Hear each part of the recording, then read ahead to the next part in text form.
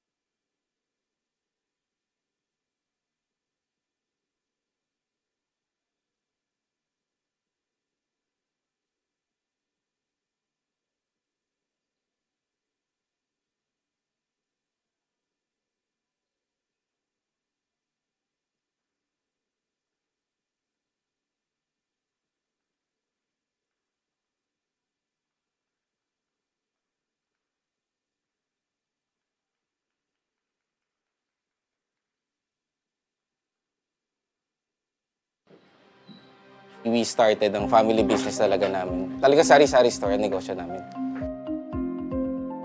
So sa sari-sari store namin, same building, meron kaming on the side na dress shop. Yan ang sabi ni Mama. Dress shop, hindi pa to sports. I mean, nagagawa lang kami, nagre-repair lang kami ng mga damit. From there, may pumunta sa kanyang friend or client na nagpagawa ng parang how many pieces of t-shirts. So from there, yung makina niya, kaya naman gawin yung shirt, doon na nag-start yung paggawa niya ng uniforms. Kung paano yung sinimulan ni Mama, siguro yun pa rin naman yung nararamdaman namin. Pero in a different perspective na. Talagang pag nanood ngayon tayo ng TV, when we watch yung different sports, kunyari nanood tayo ng basketball, makikita natin yung PBA.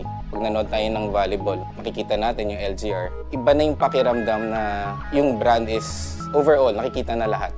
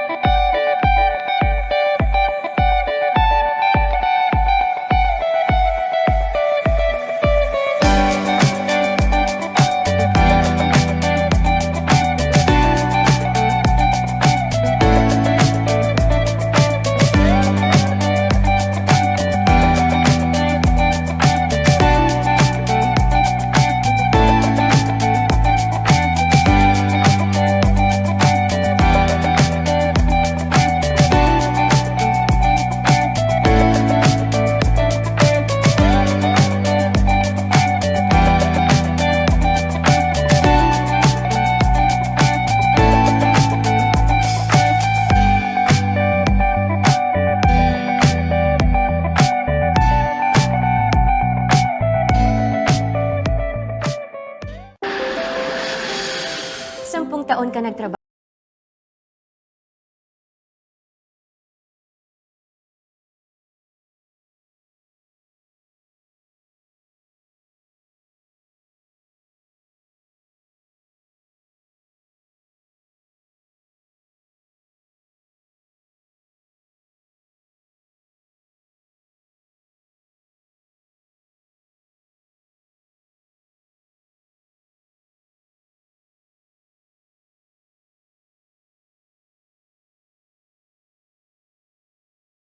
Now the biggest shawarma chain in the country. Gusto namin tagumpay ka. Gusto namin, ikaw na ang boss. Masaya ka bonding sa inyong tagumpay.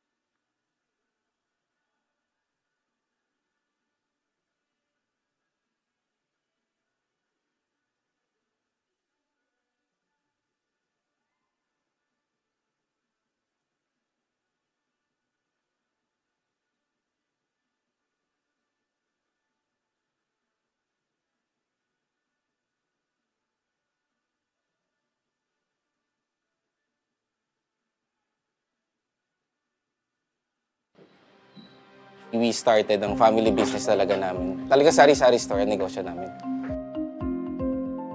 So sa sari-sari store namin, same building, meron kaming on the side na dress shop. Yan ang sabi ni Mama. Dress shop, hindi pa to sports. I mean, nagagawa lang kami, nagre-repair lang kami ng mga damit. From there, may pumunta sa kanyang friend or client na nagpagawa ng parang how many pieces of t-shirts. So from there, yung makina niya, kaya naman gawin yung shirt, doon na nag-start yung paggawa niya ng uniforms. Kung paano yung sinimulan ni Mama, siguro yun pa rin naman yung nararamdaman namin. Pero in a different perspective na. Talagang pag nanood ngayon tayo ng TV, when we watch yung different sports, kunyari nanood tayo ng basketball, makikita natin yung PBA. Pag nanood tayo ng volleyball, makikita natin yung LGR. Iba na yung pakiramdam na yung brand is overall, nakikita na lahat.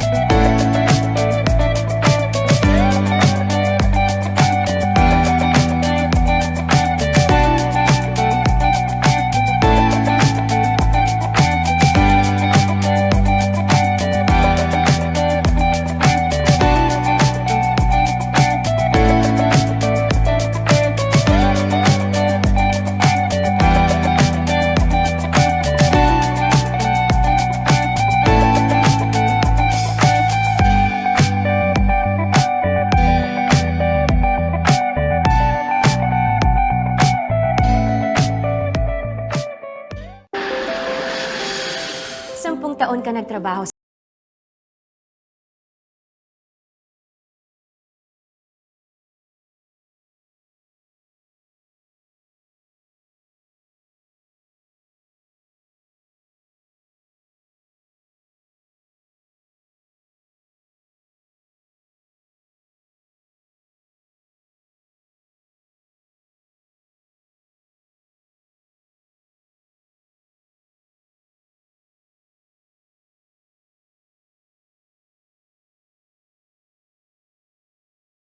the biggest shawarma chain in the country. Gusto namin tagumpay ka. Gusto namin ikaw na ang boss. Masaya ka bonding sa inyong tagumpay.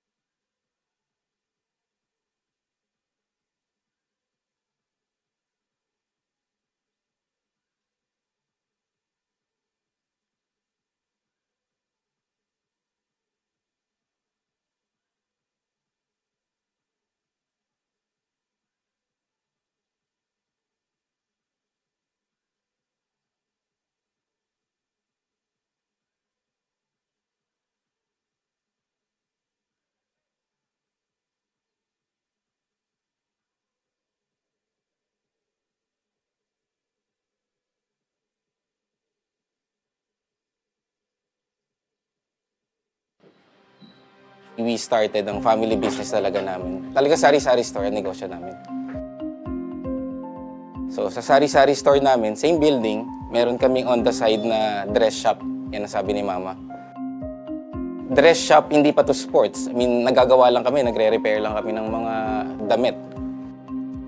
From there, may pumunta sa kanyang friend or client na nagpagawa ng parang how many pieces of t-shirts. So from there, yung makina niya, kaya naman gawin yung shirt, doon na nag-start yung paggawa niya ng uniforms. Kung paano yung sinimulan ni Mama, siguro yun pa rin naman yung nararamdaman namin. Pero in a different perspective na. Talagang pag nanood ngayon tayo ng TV, when we watch yung different sports, kunyari nanood tayo ng basketball, makikita natin yung PBA. Pag nanood tayo ng volleyball, makikita natin yung LGR. Iba na yung pakiramdam na yung brand is overall, nakikita na lahat.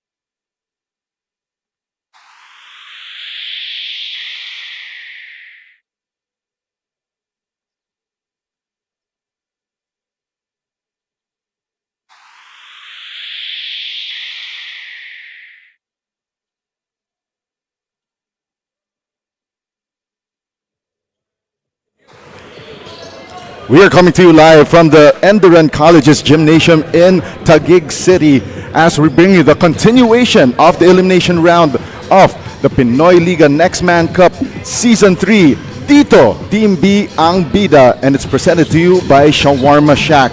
It is blockbuster Sunday action here inside ENDERUN as we bring you the greatest rivalry in Philippine sports, Ateneo de Manila versus Dlsu University in our first game at 2, and in our main game it will be the Dlsu College of St. Benilde against the Guangming College Flying Dragons.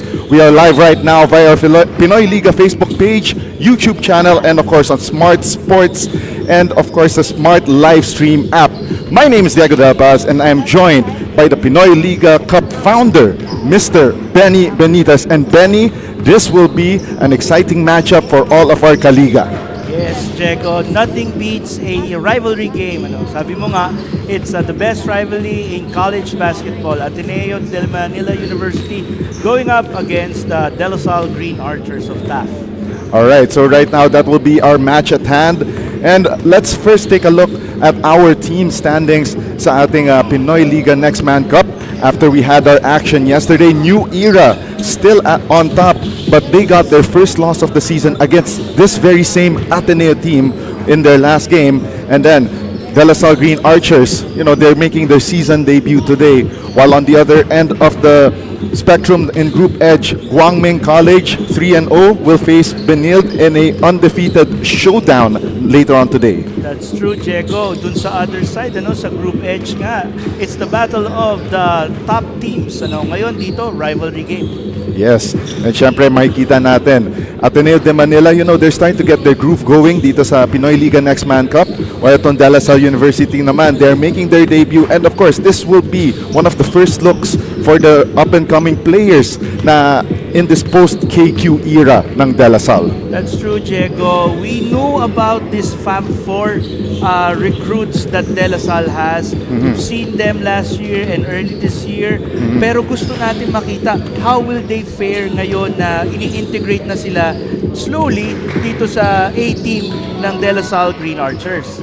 Alright, now let's go over to the third member of our panel, Bianca Tagarda, with this report on the Dlsu Green Archers. Bianca? As for the reigning second runner-up of the Pinoyliga Next Man Cup, the Dlsu Green Archers, I've talked to Coach Oliver Bunli at sabi niya nga, this is an opportunity for the Team B players to step up para malagay sila sa Team A following na maraming nawala sa Team A such as si Kevin Cambao and si Raven Cortez. And also, 5 players na nga dito sa roster ng Next Man Cup are already in Team A. They're fresh from Zamboanga, Sibugay and only have a week left to prepare for this game. At bukod pa dyan ay wala ngayon si Kian Baklaan as he is recovering from his tooth extraction. But luckily, there's Jacob Cortez and other archers as well. Well, marami pa nga dapat alamin para dito sa Dlsu Green Archers, but for now, balik muna tayo kay Diego and Benny. Alright, thank you very much, Bianca Tagarda, with that report on the Dlsu Green Archers. And yes, Kian Baklaan, that is a major development para dito sa Dlsu Green Archers kasi one of the up-and-coming point guards nito under kay Coach Topix Robinson. And as we take a look right now, the team lineup for the Dlsu Green Archers as they make their debut. Benny, among these players, who are the players that everyone in the mga kaliga natin should watch out for? You know what, Jeko? We always talk about the Fab Four, but I think this is an opportunity for the likes of Ethan Alyan to really step up and really see where he will be next year moving forward. Also, an opportunity for Bright Noangco para makuha niya yung FSA 1 status niya, no? Again. And marami dito, the likes of course, Justin Buenaventura na naging maganda ang performance. And of course, Dominic Sarmiento, 6'8", Phil-Am. Everyone is excited to see the development of Sarmiento. Alright, so that's one thing that will have to look out for the Dlsu Green Archers. And as we take a look, the keys to winning para dito sa Green Archers. So, what should be the game plan para sa Green Archers today? Run, run, run. Yan ang pinaka-importanting dapat gawin ng Dlsu Green Archers. You mentioned wala si Kian Baklaan, but there will always be Jacob Cortez. Right. Of course, like what we said, Ethan Alyan, and of course, Boris Marasigan. Marami pa talagang pwedeng mag-run, run, run para sa Dlsu Green Archers. And not only that, involve the bigs early, Bright Noangco, and of course si Mason Amos. You know, some of the guys that the Dlsu could use as their Swiss Army knives. That's true. And now let's go to the other side of the floor naman, the Ateneo de Manila Blue Eagles. You know, after that lackluster start dito sa kanilang campaign sa Next Man Cup, they defeated the then undefeated na New Era University in their last outing. That's true, Diego. Alam mo ba kung saan sila nanandigan? 14 of 37 3 points made. That's good for 38%. That's a very high clip. So maiintindihan natin that the Ateneo Blue Eagles are really looking to really outshoot the competition. And now let's go to our courtside reporter Bianca Tagarda with this report on the Ateneo de Manila Blue Eagles. Winning streak breakers nga kung tawagin itong Ateneo Blue Eagles after defeating yung New Era Hunters, and very confidence boosting din daw yung panalo na yun sa kanila. Sabi nga ni Coach Nico Salva, the shots we took that time were open, which is why we took them. Ayan ang kanyang explanation for their almost perfect 3-point shot plays na talagang pumapasok ang bawat bola sa bawat tira. And also, Kyle Gamber is here from the Team A roster. Kahit nga daw busy from the trainings with Coach Tab Baldwin, ay he made time for this special rivalry match. Diego and Benny?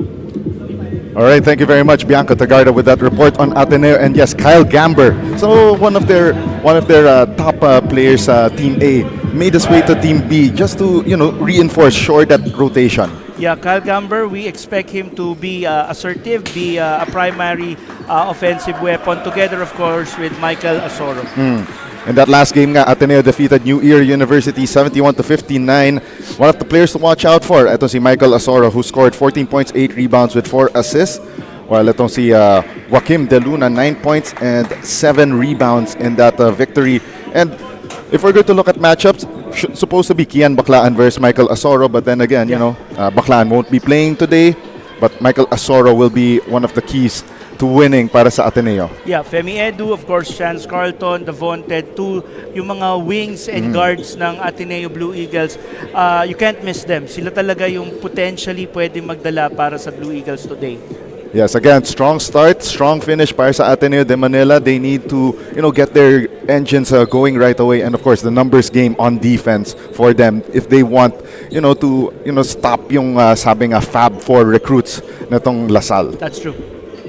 All right, and now, so you see still yung Ateneo de Manila, and Ito si Edu is also another key player to watch out for para sa Ateneo. Scored 11 points with 2 rebounds in that last outing against the New Era University Hunters. Yeah, Femi Edu, he will be the Swiss snipe for the Ateneo Blue Eagles.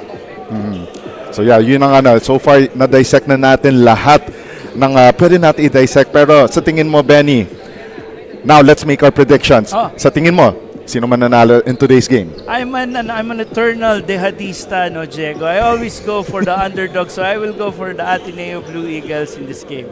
And for me naman, I'll go for my alma mater, Dlsu University. Syempre, because not only do they have the tools, the players, to make it, pero nakikita ko rin coming off yung kanilang mga outside tournaments, entering dito sa Next Man Cup, feeling ko they will have that ability to arrow down yung kanilang rivals from Katipunan. And now, let's go to our Coliseum announcer to introduce the starters for both Ateneo de Manila University and the Dlsu University Green Archers.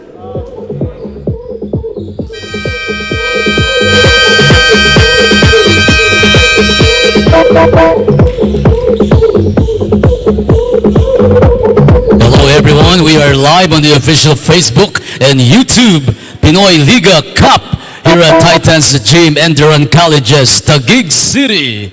Today's first match is Ateneo de Manila versus Dlsu Pinoyliga Next Man Cup presented by Shawarma Shack.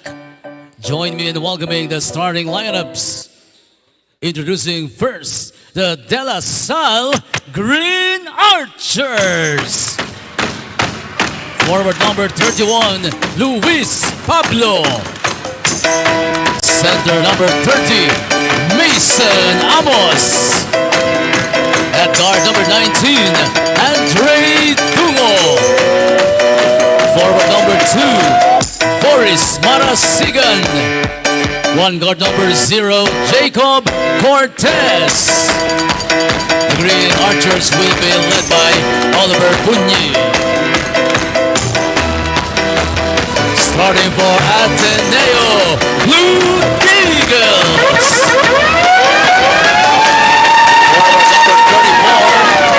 Marcus Nicolas. Playing center number 30, Danger Tupas. At guard number 21, Kyle Gamber. At forward number 20, Sam Reyes. Guard number 3, third, Ebdane. The Blue Eagles head coach is Nico Salva. Referees for this ball game are crew chief Dennis Escaros with John Lesigues and Eric Mendoza.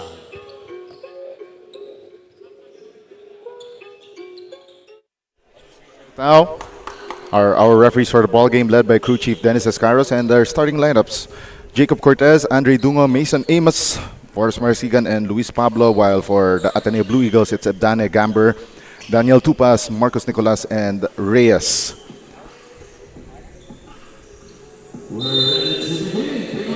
And we're about to begin our ball game. Ball is up, and we are underway with a rivalry match here in the Pinoyliga Next Man Cup presented by Shawarma Shack.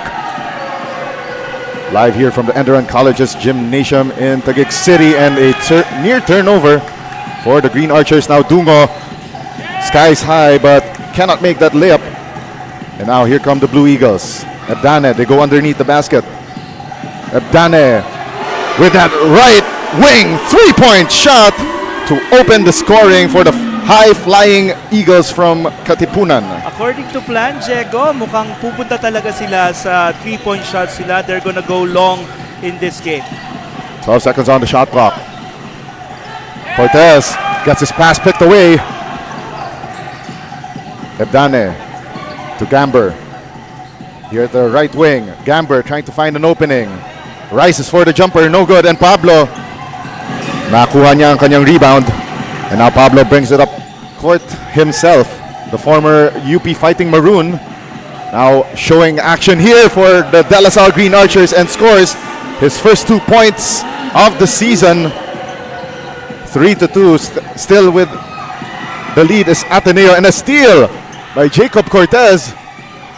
And mukhang helter-skelter basketball play doon. Naging agawan buko, pero naging buko pa eh.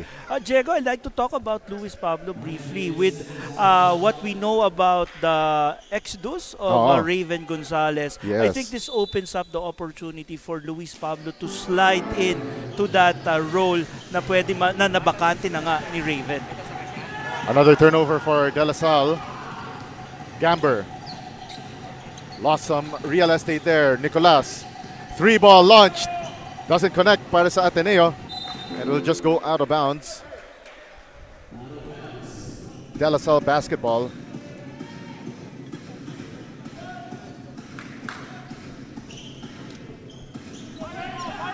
And now it's Jacob Cortez, the former San Beda Red Lion. Now sporting the green and white, just like his father, Mike Cortez.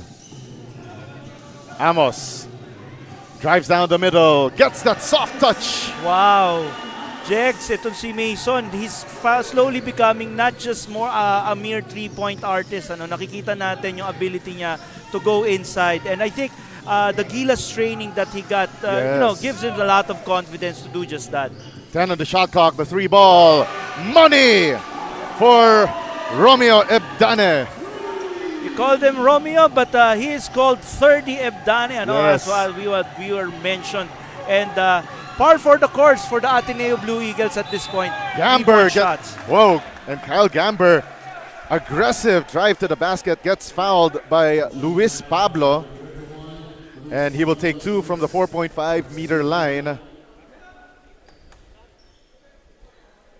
As we take a look at this 3-point shot of the game by 30 Ebdane, true to his name, shooting the lights out. 1, 2, 3. First free throw is good for Kyle Gamber of the Blue Eagles.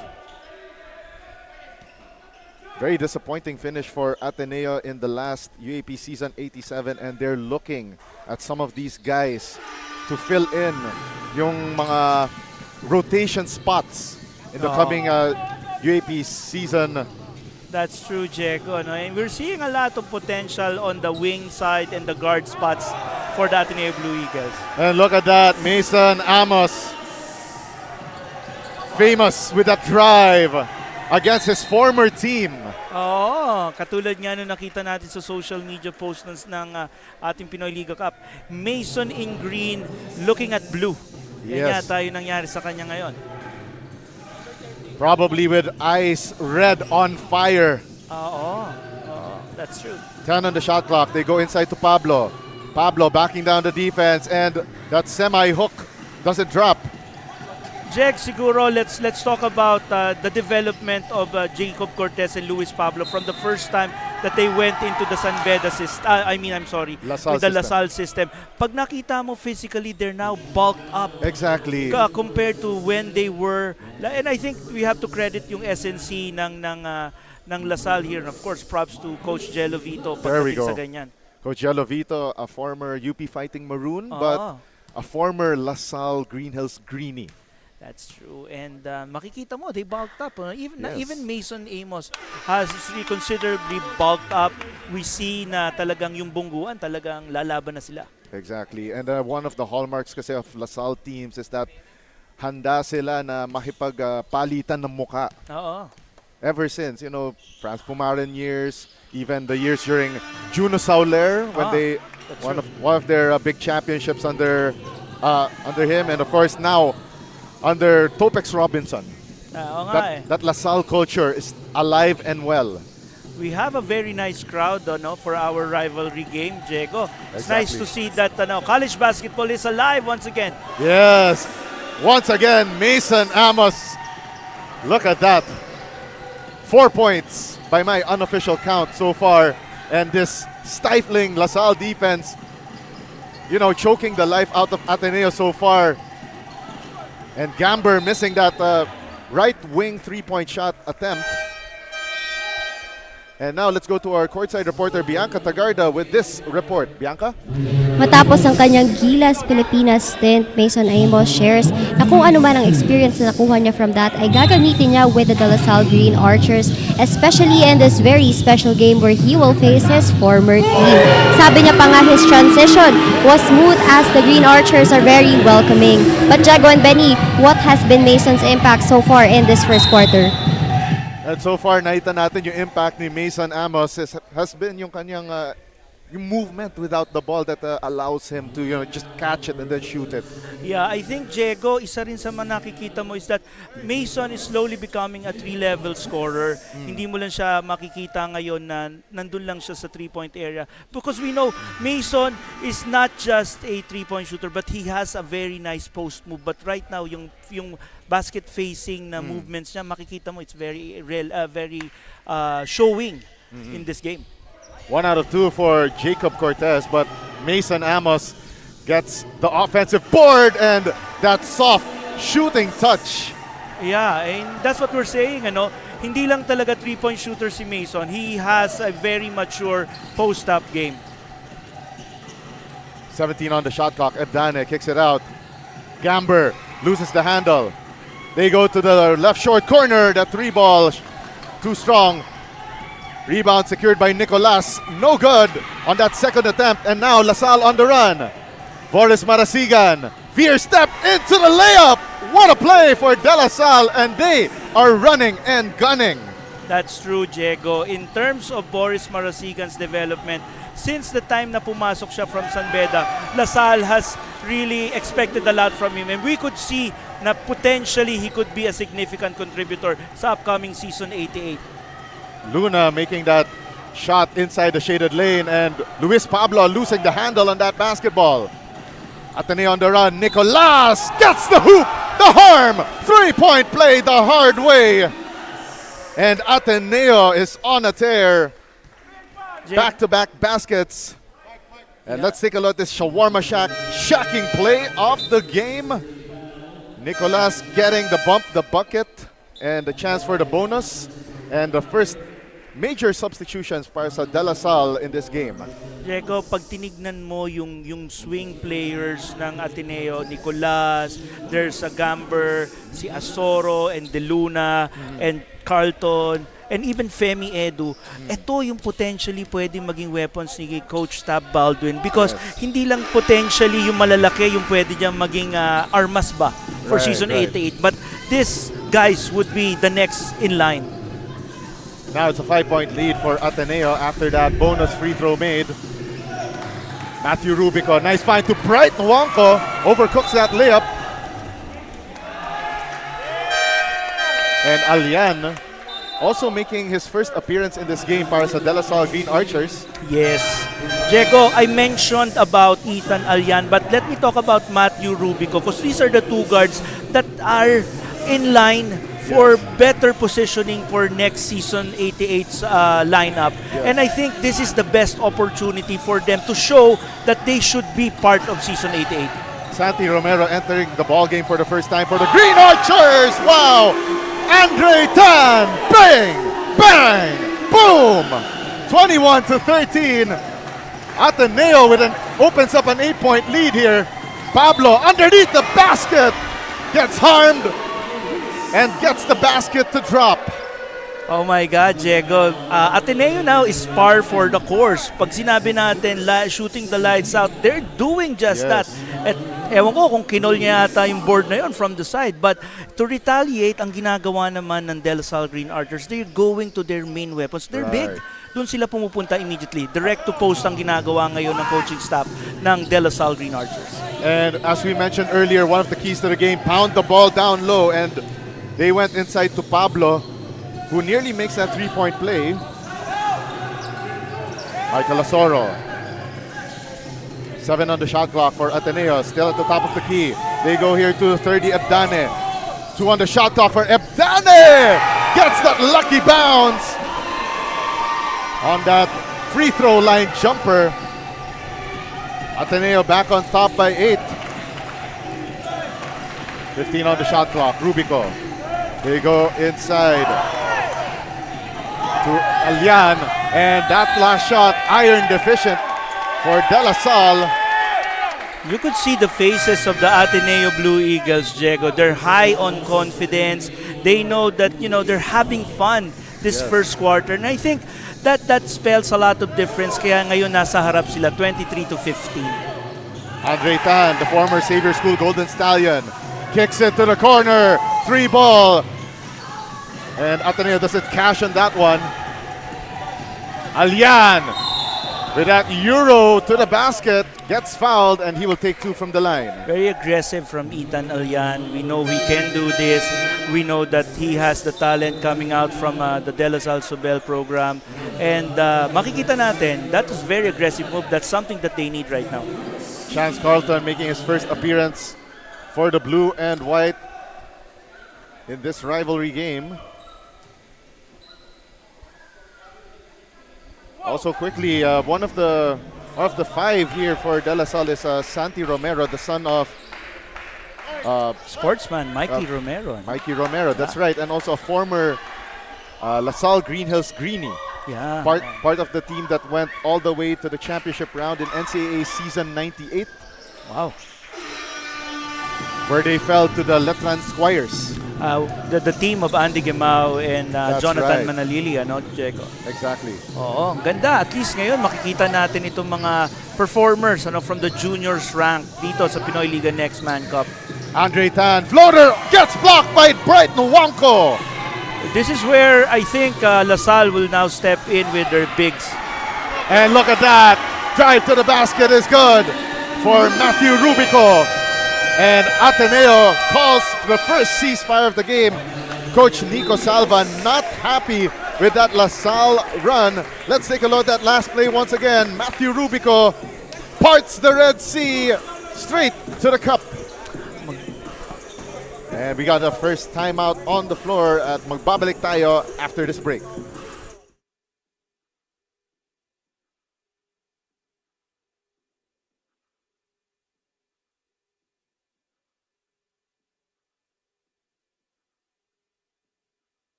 We're back inside the ENDERUN College's gymnasium. We got a packed crowd witnessing this rivalry match between Ateneo de Manila and Dlsu University. Katipunan versus Taft. We'll find out kung sino ang mananaig today. Will it be the green and white or the blue and white? Oo nga, Diego. You see the crowd. Lot of blue, a lot of green. Exactly what you expect from a rivalry match between two of the biggest college basketball programs in the Philippines today. Another 3 ball from the left short corner. 1, 2, 3. Matthew De Luna. Yeah, Chance Carlton, Matthew De Luna, 30 Ebdane, they've all had 9 points from the last game that they had against the New Era Hunters. And you know where that came from. Asoro tried to hang in the air, but Mason Amos with a block. Now here comes Matthew Rubico. Rubico sidesteps, gets harmed for the bucket! Oh my goodness! Wow, Diego, pansinin nating mabuti just to analyze where Matthew Rubico's motivation can come. CJ Austria, of course, Joshua David, they go into the Abra Weavers lineup already, into the MPBL, one of them forgoing their eligibility. Now this becomes the opportunity for a Matthew Rubico and again for an Ethan Alian to just go all in because there's always going to be that butas, ika nga. Oh wow, a traveling violation forced on Chance Carlton. And this suffocating Dlsu defense working wonders, but they are down by 5 points at this juncture. Oo, pero binalik na nila si Mason Amos in this lineup. He replaced Luis Pablo earlier. 7 on the shot clock. Rubico finds the seam. Layup is good. And that's another three-point play in the offing for Matthew Rubico. Wow, are we seeing, the growth of Matthew Rubico before our very eyes? This guy from Lyceum is really something. Nakikita ko na siya from his days in the juniors, and you could see that the upside, the potential of a Matthew Rubico is so high. And Rubico sinks another bonus free throw, and now Dlsu down by 2, 26-24 in a high-scoring affair in the first period. Oo nga, Diego, we have 1 minute and 30 seconds pero nandun na tayo sa sa mid-20s. Alyan saves it to Rubico. A minute and 20 remaining, 20 on the shot clock. LaSalle does not need to panic here. Nwankwo with 12 on the shot clock. Alyan finds the opening. The floater no good, and Rubico, another one off the glass, and we are tied at 26. We are now watching the Matthew Rubico show before our very eyes, mga kaibigan. A steal by Bright Nwankwo against the Luna. Bright Nwankwo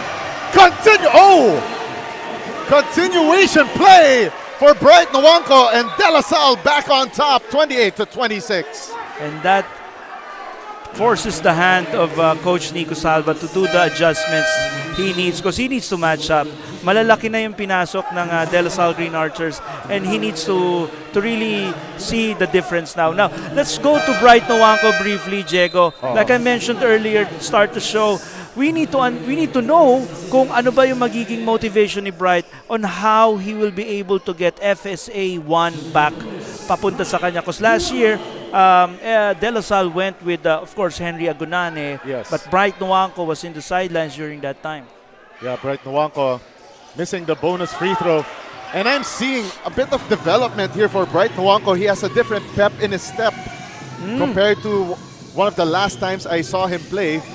So a much different development for Nwankwo as one of the bigs for Dlsu. The step back three! Down the hatch! Kyle Gamber! Wow! Instant offense for Ateneo, and they go back on top. Back and forth, at nakikita natin is the threes versus the run. Amos launches a three. Bang! Bang! Boom! Dlsu back on top by 2, 31-29 on that right wing three from Mason Amos. 2 seconds left. Gamber launches a three. And that one off to the right. That would have brought the house down had it went in. And what action we saw here in a high-scoring affair in the first period. Dlsu 31, Ateneo 29. As we take a look at the highlights from the first quarter of play, brought to you by the Shawarma Shack. As we saw Matthew Rubico, it was his place that brought LaSalle back to life, and Mason Amos with the exclamation at the end of the period. We'll be back with more action dito sa Pinoyliga Next Man Cup Season 3 presented by Shawarma Shack. Dito, Team B ang bida.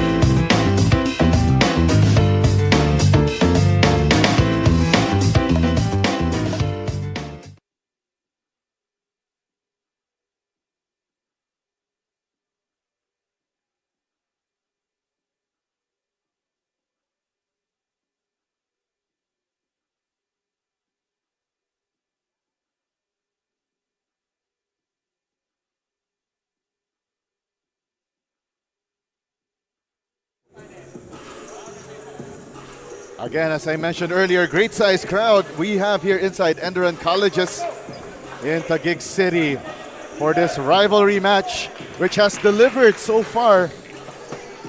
31-29 is our count.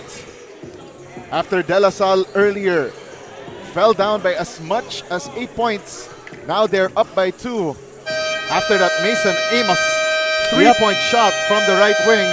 Yeah, with seconds remaining. it was a Mason Amos ex-Matthew Rubico quarter for the Dlsu Green Archers. Now, on the other hand, dito naman sa Ateneo Blue Eagles, it's what we call that par for the course. I always want to try to use that kasi they really made lights out shooting during that quarter.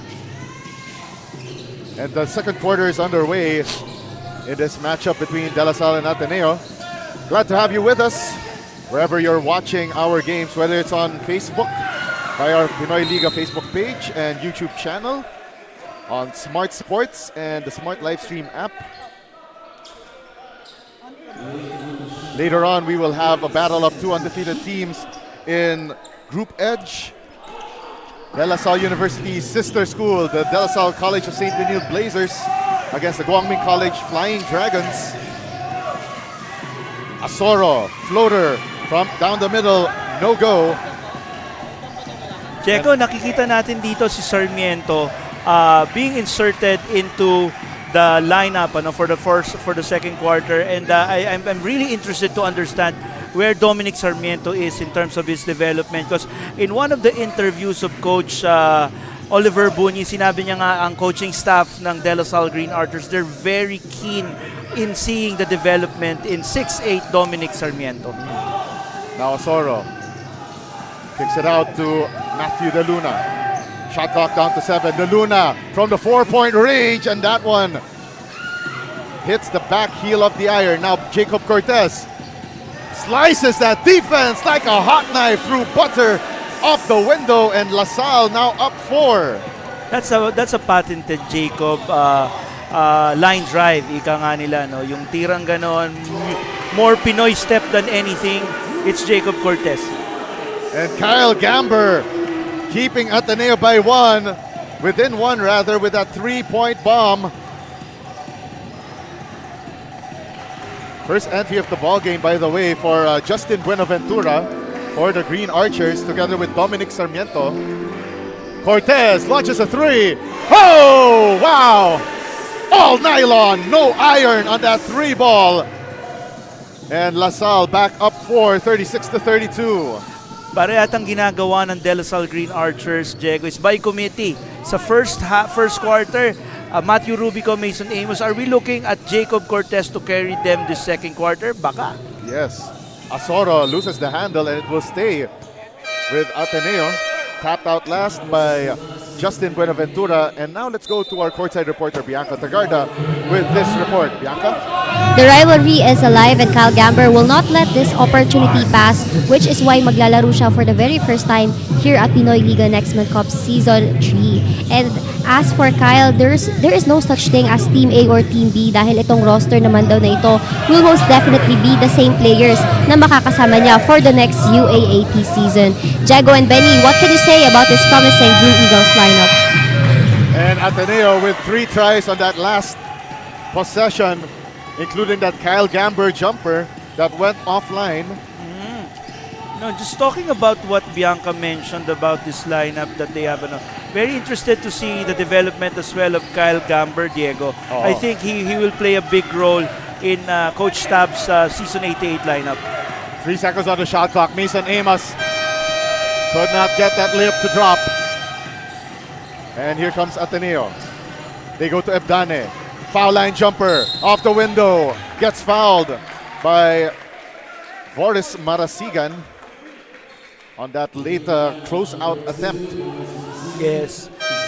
Diego, pag-usapan din natin, if you may, isa sa mga biggest question about the Ateneo Blue Eagles lineup, who will their FSA be for next season?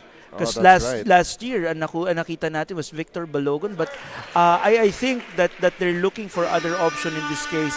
Kay Manny Ladi, he's there.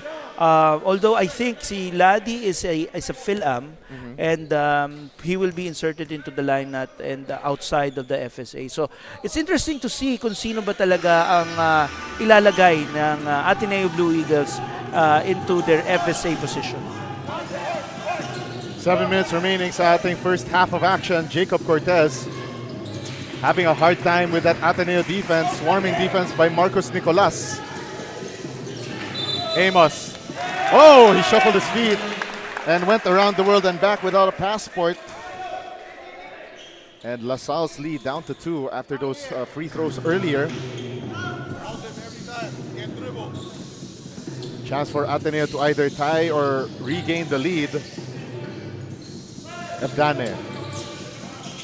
15 on the shot clock, launches a 3.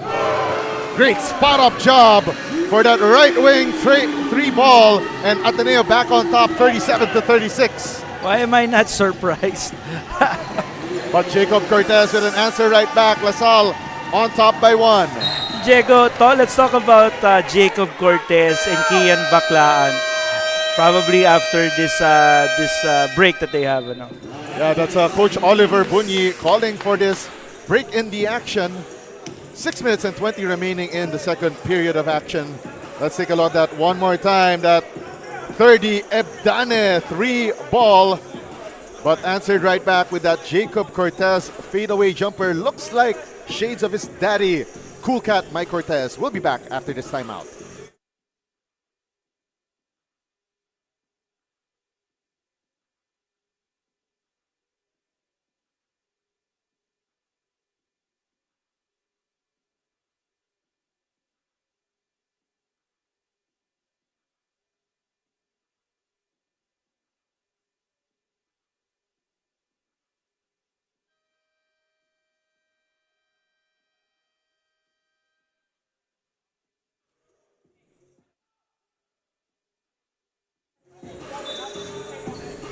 Back in the action here inside ENDERUN College's gymnasium in Taguig City.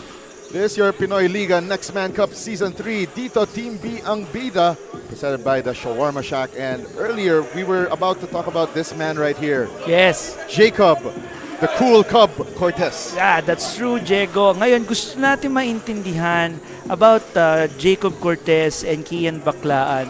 Will they be the primary decision makers for the team? Kasi in every team, syempre, the point guard will always have that decision making. Kumbaga, yung success kasi ng isang team, Diego, rests on who decides on play. So, it's interesting to understand kung paano bibigyan ng decision making skills ni Coach Topex Robinson or ng coaching staff si Jacob Cortez. Yes. Not just here, but also for their upcoming tournaments. 14 on the shot clock for De La Salle after that timeout. Amos backing down his defender, kicks it out to Cortez, but great hands from Marcos Nicolas. I think that's a very nice adjustment na ginawa ni Coach Nico Salva, putting Femi Edu into Mason Amos. There's an athletic cover para kay Mason Amos on that side. Jacob Cortez, a little too strong on that jumper. Boris Marasigan on the reset. Marasigan gets the lucky bounce from the ENDERUN's rims. Yes, the rims of ENDERUN. See, ENDERUN, very friendly for those bounces. Kaya si Boris Marasigan getting the benefit of it. 14 on the shot clock for Ateneo. They go to 30 Abdane. Tried to kick it out to Nicolas, but tapped away by Dungo. It will stay with Ateneo. 6 seconds on their shot clock. Nearing the halfway point ng ating second quarter of play. Just like that, our rivalry game nearly halfway done. Oh nga eh, and still is so exciting, ha? Ebdane missing that spot-up jumper. And now, Jacob Cortez using Ateneo defenders as his cones. No way can you stop. No way can the traffic of Ateneo stop Jacob Cortez. Yung gears ni Jacob, ano? Yung sudden burst of speed niya, Yes. hindi nawala. Even if he bulked up. Obviously, he bulked up. So, the concern right now is if you bulk up, will your speed deteriorate? Pero in this case, para nakita natin, it has no effect. So, it will be very important now kasi makakabangga na siya eh. Yes. Yun ang importante dyan. May bangga ka na, may speed ka pa. So, you're looking like more like a Baron Davis type. Kung titingnan mo mabuti. A barrel, basically a barrel point guard. Yes, yun na yata yung para nagiging peg ni Jacob Cortez for the Dlsu Green Archers. Kasi, Diego, if you combine si Kian Baclaan and Jacob Cortez, Jacob could slide definitely into the 2 position because of his size. Right, Nwako flushes it down! Nice find from Dungo after getting that steal. 5:15 remaining in the second quarter. And De La Salle 44, Ateneo 37. As we take a look at that shacking play from the Shawarma Shack. Bright Nuwanko, thank you very much. Timeout called by Ateneo, and we'll be back after this break.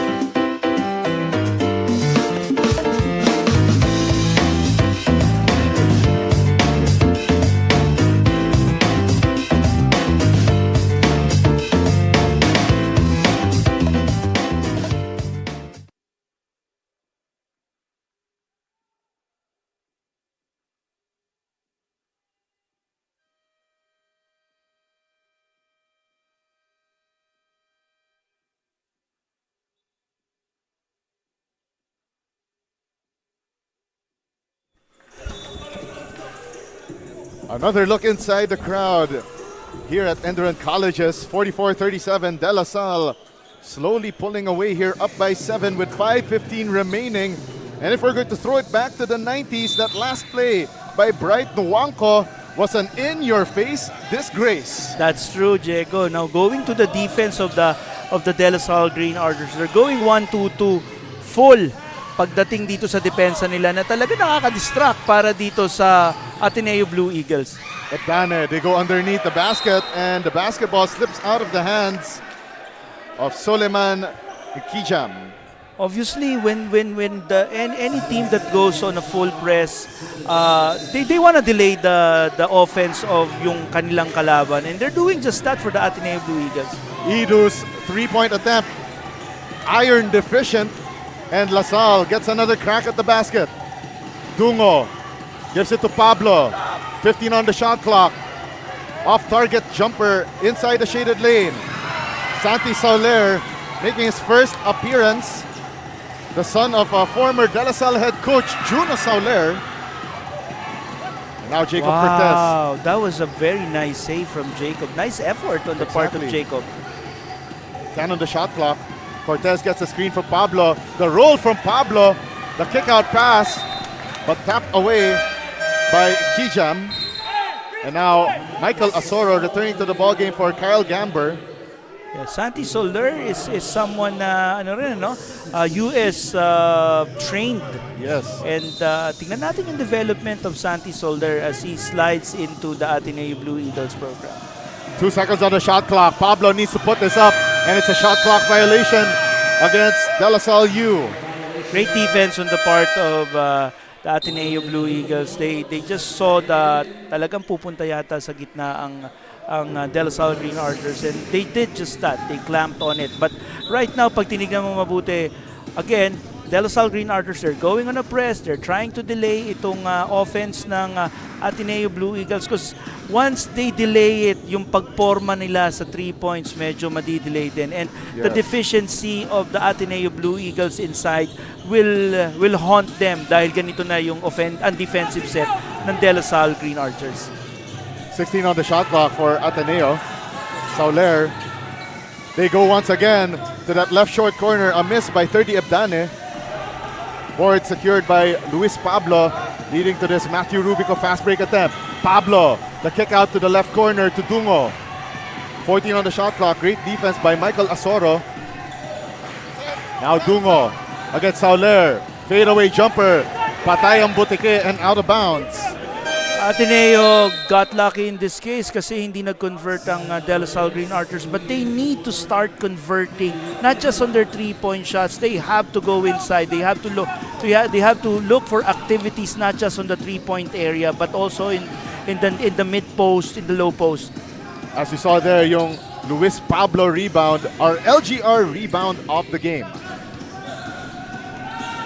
They're doing just that, Diego. No? Pupunta sila sa ball pick action, but at the end of the day, ang ginagawa pa rin nila is that they resort dun sa 3-point shot nila, which is very dangerous in this case because the moment mag-convert ang Dlsu Green Archers, don't look biglang magiging double-digit spread na yan. So they really have to do something aside from shooting threes. First entry of the ball game for Klets Amos for De La Salle University. Sauler gets his shot blocked by Matthew Rubico. That's exactly what we're saying. They don't have any option other than taking the three. So they really have to start something from the mid-post or probably the low post just to get things started inside. Alam mo, may trivia ako. There's the reason why Blue Eagles ang moniker ng Ateneo and La Salle naman Green Archers. Supposedly mga long-range snipers ang La Salle during the time the monikers were given. And then for Ateneo, high-flying sila. Oh, that's why. Yes. Good to know. Exactly. A little bit of history for all of our Kaliga out there. Yeah, speaking of high flyers, the one that shot for La Salle is a high flyer, Andre Dungo. One of those players na you know he's gonna do good at some point, ano. Kasi ang galing nung high school career niya with UST when he's now converting into someone na magiging reliable for season 88. You could see it. Makikita mo kasi yung athletic ability niya shines already. 2:47 remaining sa ating second quarter, and it's a baseline sideline inbound for Ateneo. Michael Asoro defended by Pablo. They go to Ebdane, but off the ball, an offensive foul called against Mark Reyes. This is something that I think Coach Nico Salva needs to look into. If ever they could not do anything significant in the first 14 seconds ng kanilang shot clock, they need to look at ball picks, they need to look at mid-post para sa mga activities para lang mag-react ang defense ng the Green Archers. 12 on the shot clock for La Salle, and a turnover. Asoro tried to drop it off as he was shaded by trees of green. Ateneo resets. Asoro fakes. Sidestep for the three. No go, and Wanko corrals that rebound. They will live and die with a three-point shot, and I think that's the game plan of the Blue Eagles. Let's see. There will be a jump. Oh, nice defense. Great steal by 30 Ebdane. All alone for the deuce. Wow, the defensive intensity of the Blue Eagles now. Picking up. 5-point La Salle lead. And a miss for the Green Archers. A minute and 40 remaining in period number 2. Ebdane. So much traffic there on the strong side. They go to Asoro. Asoro from the right wing. No. That was a forced shot from Mike Asoro. Pablo gives it up to Amos, who gets blocked by Michael Asoro. And now it's Coach Oliver Bunyi calling time with a minute and 19 remaining in the second period with 15 seconds on their shot clock when we return in the action here in the Pinoyliga Next Man Cup Season 3, presented by Shawarma Shack, as we take a look at that Michael Asoro block from that last play. Babalik tayo after this break.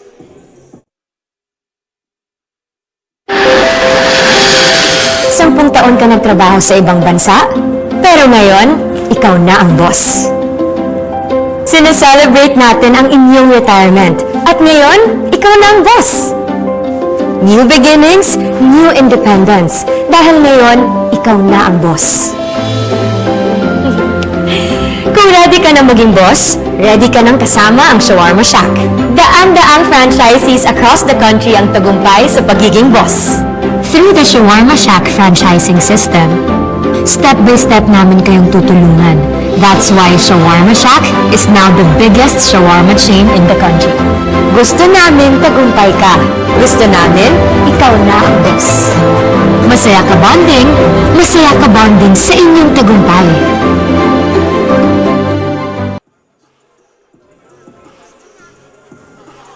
Pinoyliga Next Man Cup Season 3 is presented by Shawarma Shack. Dito Team B ang bida.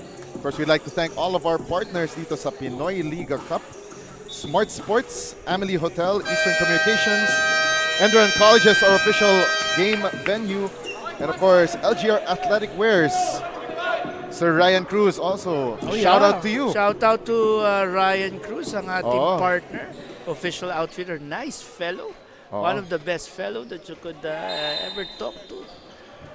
And then of course, yung kanyang family, yung Cruz family of LGU.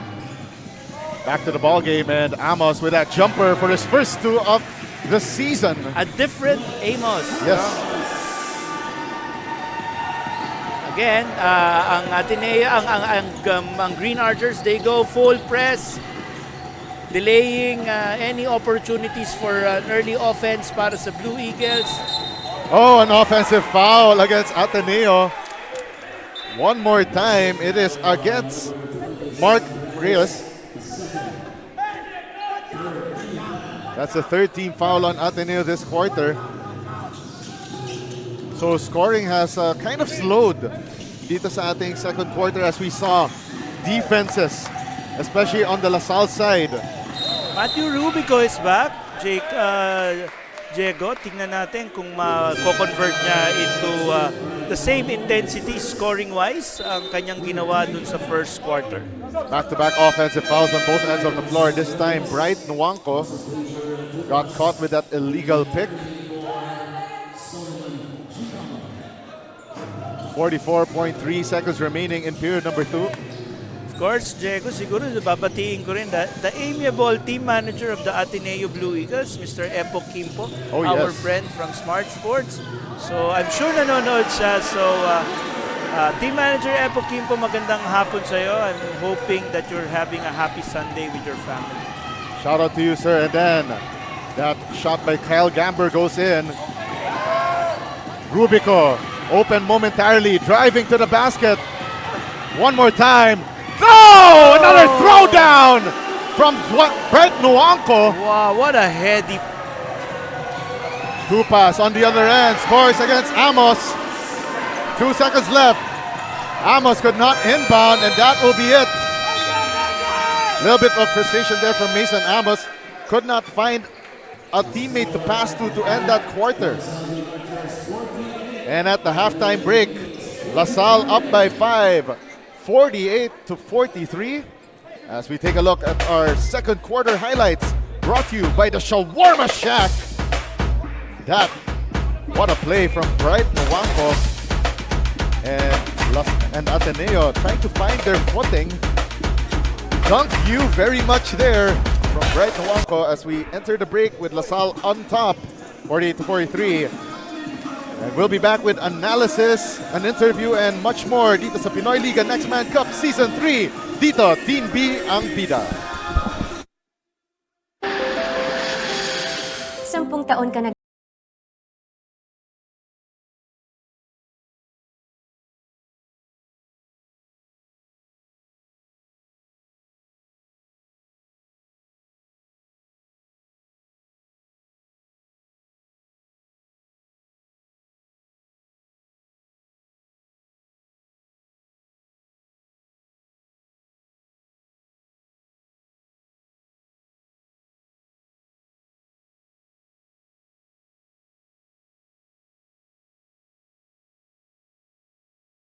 the biggest shawarma chain in the country. Gusto namin tagumpay ka. Gusto namin ikaw na ang boss. Masaya ka bonding sa inyong tagumpay.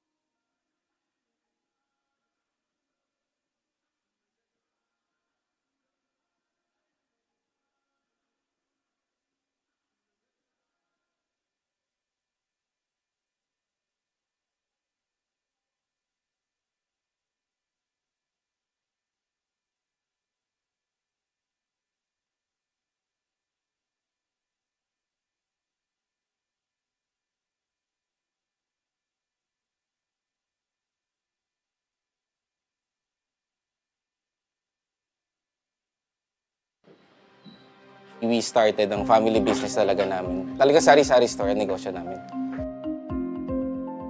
So sa sari-sari store namin, same building, meron kaming on the side na dress shop. Yan ang sabi ni Mama.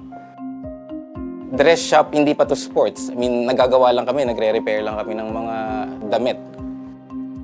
From there, may pumunta sa kanyang friend or client na nagpagawa ng parang how many pieces of t-shirts. So from there, yung makina niya, kaya naman gawin yung shirt, doon na nag-start yung paggawa niya ng uniforms. Kung paano yung sinimulan ni Mama, siguro yun pa rin naman yung nararamdaman namin. Pero in a different perspective na. Talagang pag nanood ngayon tayo ng TV, when we watch yung different sports, kunyari nanood tayo ng basketball, makikita natin yung PBA.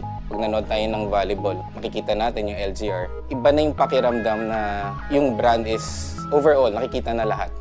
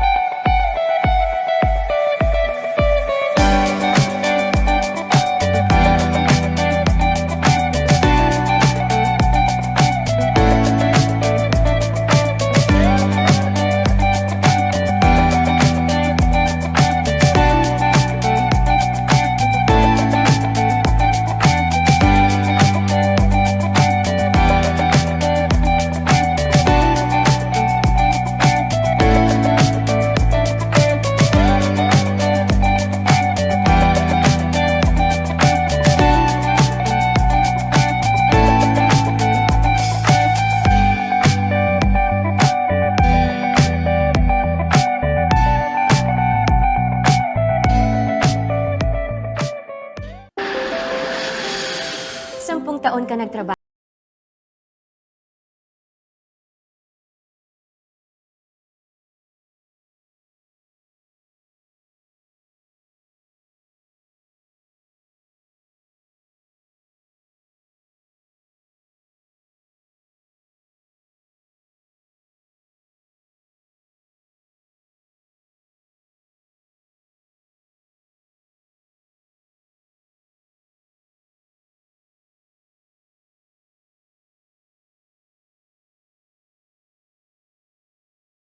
Biggest shawarma chain in the country. Gusto namin tagumpay ka. Gusto namin ikaw na ang boss. Masaya ka bonding sa inyong tagumpay.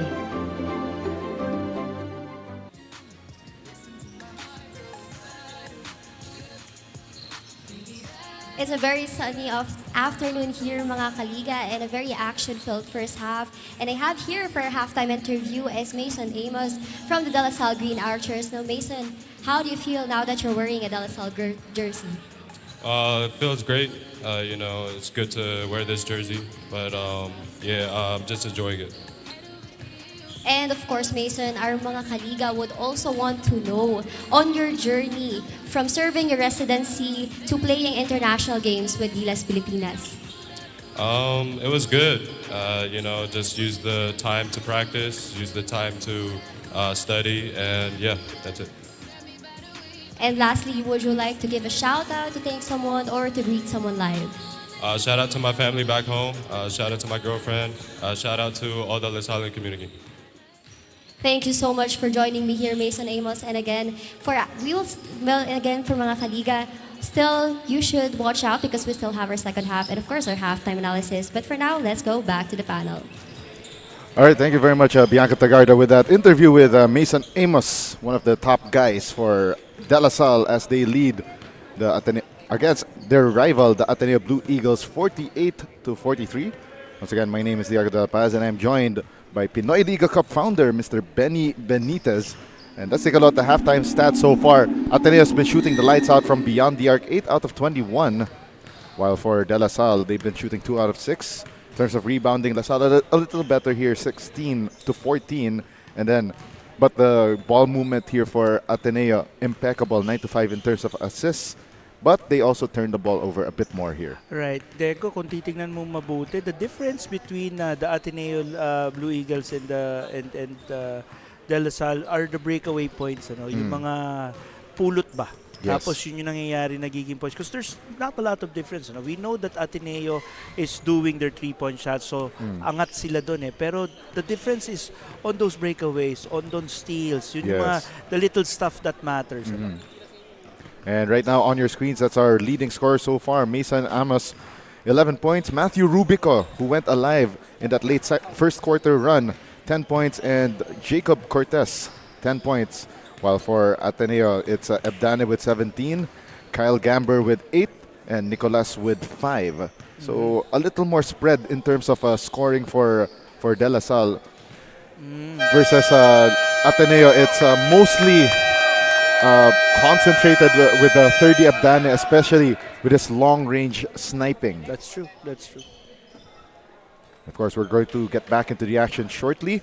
Once again, we'd like to thank all of our partners here in Pinoyliga Cup: Smart Sports, Amelie Hotel, Eastern Communications, ENDERUN Colleges, our official game venue, and LGR Athletic Wears.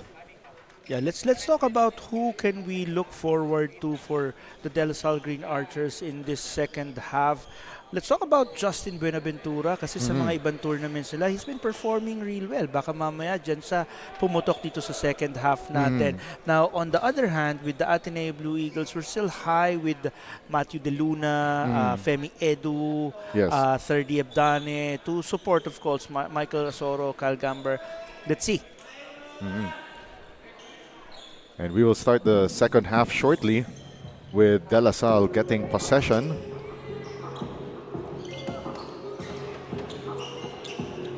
And looks like we got a little delay here to start the action, but nonetheless, Benny, so far, what's your assessment on what gave De La Salle this lead after the first 20 minutes of play?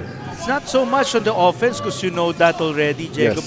but the lack in defense that they had, delaying yung opensa ng Ateneo Blue Eagles when they recognized yung 3-point shooting nila. And Luis Pablo, nice find. Big-to-big action there with Mason Amos. Extending this lead to 7, 50-43 to start the third period. Tupas gives it up. 3 ball there, missed by Kyle Gamber. Medyo minamadali na yata ng Ateneo Blue Eagles yung mga threes na yun. Oh, look at that. This time around, that's Andre Dungo from beyond the arc. 53-43. True to the Green Archers moniker with their long-range sniping. Oo, and every time meron tayong ganitong broadcast, we always tell, third quarter is very important. Yan yung mag-i-spell ng diferensya. It will make you win or lose the game. So let's see kung ano magiging reaction ng Ateneo in this case. Gamber nearly makes that reverse layup, but we have a whistle on the floor. We got players tangled up there. Let's see, that is Tupas. Daniel Tupas, and I believe that's Andre Dungo. Yes. A little lambing here and there. Yes. Won't hurt the Ateneo-La Salle rivalry game. Oh, wow. So that was a foul, a loose ball variety as we take a look at that replay. There we go. There we go. And yeah, as we saw there, Andre Dungo and Daniel Tupas, getting at it. 12 on the shot clock. Cortez, they go inside to Amos. Soft touch from the big man. They're using Mason now as a post threat instead of someone that you will see outside the 3-point line. And yun naman, tama naman yun because of his size advantage above the Ateneo bigs. Biggest lead of the ball game for De La Salle at 12 points. Now Cortez running the break. What a spin move! Oh, nearly makes that shot in a whirling dervish of a play. What a steal by Boris Marasigan. Marasigan gets blocked. Cannot be denied the second time, but misses that shot at the dunker spot. As early as this age, meron ng vintage move talaga si Jacob Cortez, and that was one of those. 12 on the shot clock for the Blue Eagles. Gamber at the right wing. 7 on the 24. Still has it at the top of the key. Let's see, he's on an island. 2 on the shot clock. Gamber with a fadeaway jumper off to the left. And now LaSalle attacking. Dungo gives it to Amos. Extra pass to Marasigan for 3. And that one off to the right. Long rebound by Dungo. Reset dribble. 3 ball and in and out. Wow, that would have been big for the Green Archers and would have been detrimental dito sa rally ng Ateneo Blue Eagles. 30 Abdane. Well defended by Jacob Cortez. But you could never discount the heart of the Ateneo Blue Eagles. They're fighting kasi right now they might be less in terms of their bigs, but when it comes dun sa kanilang mga 2-3 sa wings nila, they're very capable and fight pa rin talaga sila. 12 on the shot clock. Abdane kicks it out to Tupas. 3 ball short. Abdane, second try, in and out. Cortez hauls the rebound. Starts the offense for the Green Archers.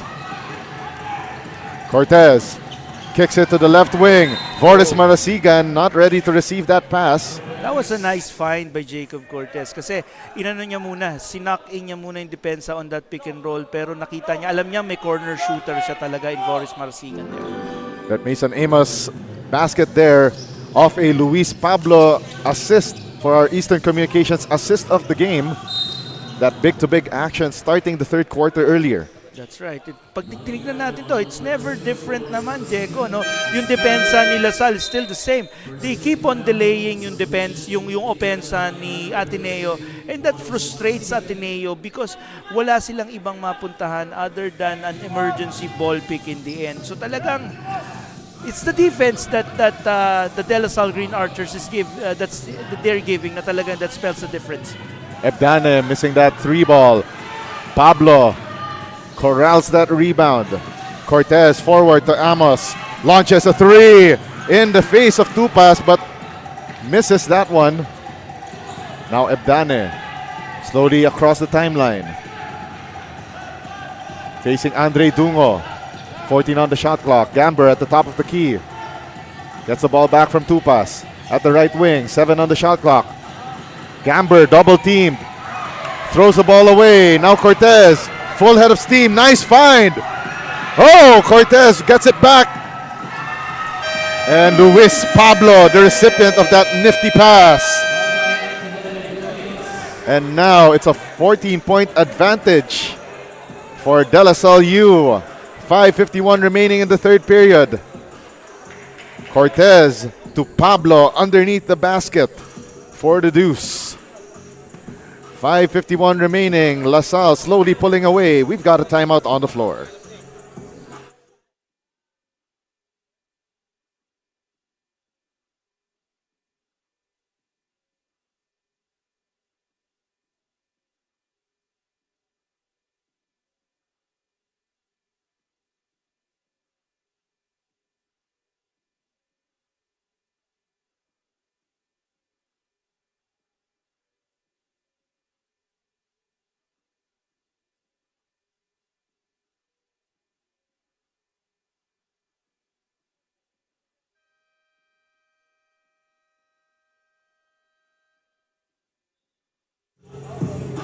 Mga kaliga, the other Amos of the De La Salle Green Archers, that is CJ, is actually Mason's brother who is 3 years younger. As for CJ, testing the waters pa raw ang status niya with the De La Salle Green Archers, but he's looking forward to play with his brother in the same team. Diego and Benny, how big is the future of this Amos brothers?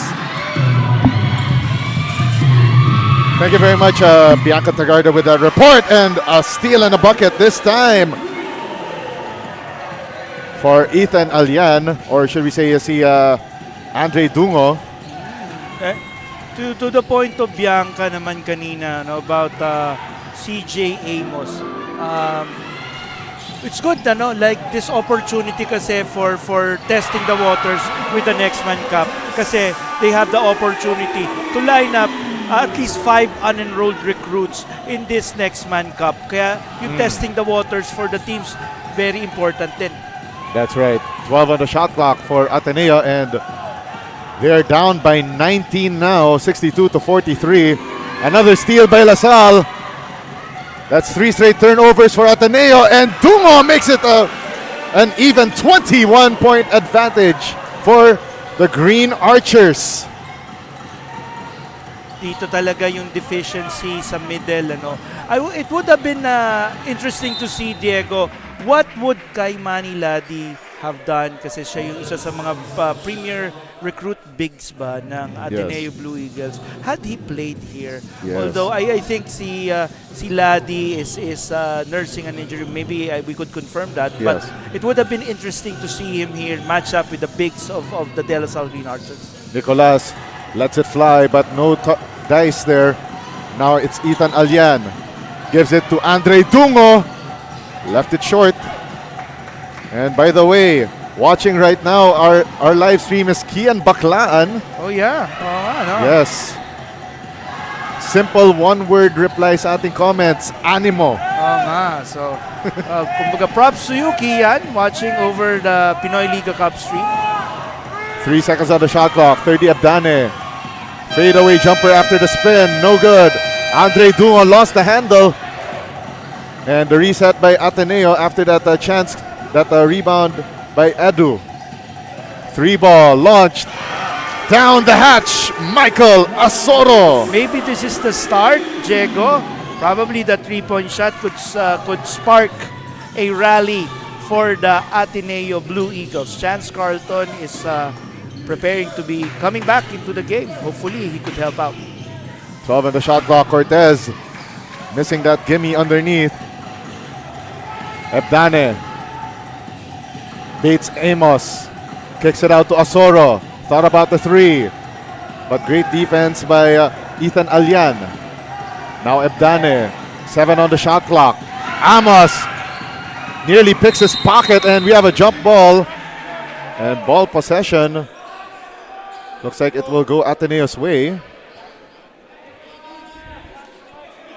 But first, looks like our referees are conferring if there was more to that action there aside from the held ball. And speaking of Ateneo and LaSalle players watching over the stream, si Jay House. Wow. Jared Bahay is also watching. He's telling a shout out to Rafi Celis daw. Wow. And Rafi Celis was also who played yesterday. Maglalaro rin mamaya. For the Benilde Blazers. College of St. Benilde Blazers. Yes. Nandito siya, nagko-convert yata itong mga players na ito in the stream, and they're watching their buddies play the game. Andre Tan returning to the ball game, replacing ito si Michael Idu. Let's see how Ateneo could convert. It's a very important conversion for them. And it's a shot clock violation on Ateneo after that 3-ball by Michael Asoro. A bit too strong. And it's been a struggle for Ateneo. Only scoring 3 points in this quarter. And I think it's really the defense. We could not talk about any other factors except for how De La Salle has locked them in. Dagdag missing the 3. Nwanko gets the board. Romero, the jumper, no. Board secured by Kyle Gamber. Shot clock at 17. Now it's Chance Carlton with the possession, and we have a whistle on the floor. And the foul is called on Alex Konov. Would be interesting also, Alex Konov, his development. He's a recruit from the States. Yes. Chance Carlton, if you've noticed, Diego, he reminds me so much of another recruit from Ateneo, Jared Brown. Wow, yeah. Parang same build. Exactly. No? Same what's that? Same stature. So let's see kung yung same impact ba ni Jared Brown mabibigay ni Chance Carlton to the Blue Eagles. And back-to-back shot clock violations for Ateneo, as they could not find the bottom of the cup through most of this quarter, save for that 3-point shot earlier. Dagdag. They go to Ethan Alyan. 14 on the shot clock.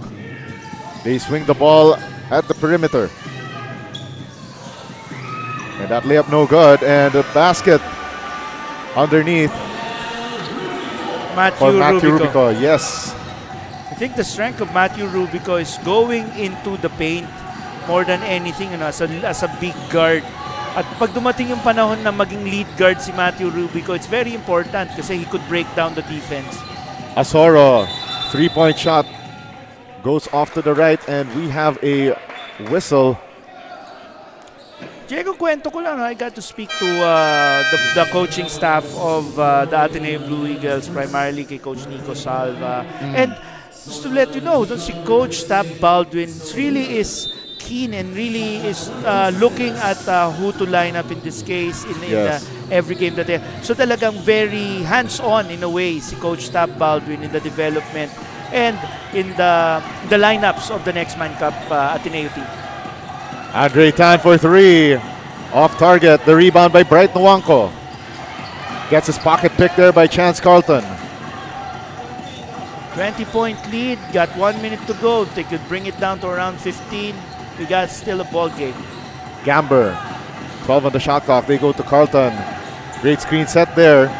Carlton lost the handle to Bright Nwanko, who pitches it forward to Ethan Alyan. Alyan against Gamber, gets the hoop, the harm, the 3-point play the hard way. I think at this point, the strength of the Dlsu Green Archers is showing. I think in this case, you're looking at a 10 deep Next Man Cup lineup for the Green Archers, and we're looking at, you know, Ethan Alyan, Matthew Rubico, talagang mga names na sabi mo, kung if they could be converted to another team, baka mamaya they're the lead guard eh. Pag tinignan mo mabuti. Bonus free throw made there by Ethan Alyan, and his play there was the Shawarma shacking play of the game. Yes, so we have to also props to our friends from Shawarma Shack. Yes. Boss Walter Buenavista, the president and CEO of Shawarma Shack, who's also player for the Adamson Alumni Cup team. Yeah, they'll be playing later on against the Mapua Cardinals, our defending champion. So kayo po mga kaibigan, if you have the time, if you're in the BGC area, we're gonna be here till 8 o'clock, Diego. Yes. At the ENDERUN gym. It's slowly becoming the mecca of college basketball. Nice lead here by LaSalle, 69-46, and Carlton still has the ball, but shot clock violation on Ateneo. That would have broken their dry spell here in the third period. Again, only scoring 3 points as we are heading to the last 24.5 seconds of the third quarter. It's just the flex on the part of LaSalle in terms of defense. It's just so simple that way. Ano? Talagang nag-clamp sila eh. As early as the second quarter when they recognized na medyo tumitira na ng tres ang Ateneo. Matthew Rubico, 7 on the shot clock. Rubico slicing that Ateneo defense like a hot knife through butter, but could not make it. But a foul first. Yeah, the options for Rubico on that part was a weak side shooter in Ethan Alyan. And ang mga choices niya that time is to go hard or to kick out. And he chose to go hard. Foul by Ethan Alyan. As LaSalle is in penalty, it will be 2 free throws for Chance Carlton. I like the name though. Chance Carlton. Kind of reminds me of that rapper with the name Chance the Rapper. Yeah, nice. Chance is like, you know, it's like a James Bond name. You know? I know, Chance yeah. Carlton. Very nice. Classy name. 0.9 of a second remaining. 1 out of 2 for Carlton. And Dlsu holding Ateneo to just 4 points here in period number 3.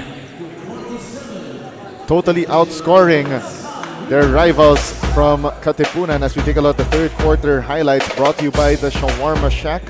It's been Dlsu all the way. And Benny, this one has turned into a blowout. Yeah. that direction, Diego. All right, at the end of 3 quarters, 69-47, a nice lead for Dlsu. Fourth quarter of action coming up next dito sa Pinoyliga Next Man Cup Season 3 presented by the Shawarma Shack. Dito, Team B ang bida.